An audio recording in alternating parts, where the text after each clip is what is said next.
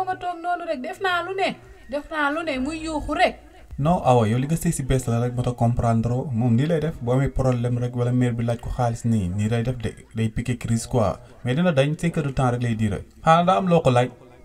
man kat li ma ko laaj bëriwul xam nga suba la julli dafa waxoon suy ñëw dina indaale xar mi. ma waxoon kat day jaar si téer bi jëndal ma benn prêt-à-porter jasneer jaar si bijouterie bi jëndal ma benn lam ak jaaro waxoon na tamit dina ma jëndal sakos ak talon njàmbi ak cheveux waxoon na tamit dina ma may ma pose ongle make-up def style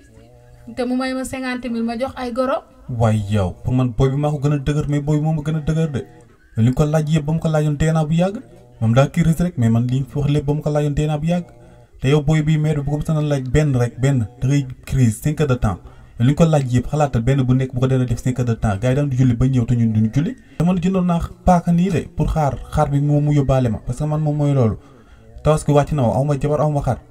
waaw si moom dafa bëggoon wékk xam nga man may Abdou Gueye kër gi xam nga mën naa gas mën naa fees mën naa toj bopp mën naa rat yooyu yëpp mën naa leen ko defal waaye xar bi moom ngeen yóbbaale ma mais yow ni nga ko laaj nii ñun ren doon tabaski de en tout cas daal déwénati quoi gars yi baalu ñëpp àq ñëpp nañ ma baal naa ñëpp àq ñu fekkee déwén yu bëree waaye kii crise bi gars yi daan julli ba ñëw tudd pare kii crise bi gannaaw suba sax taxul mu pare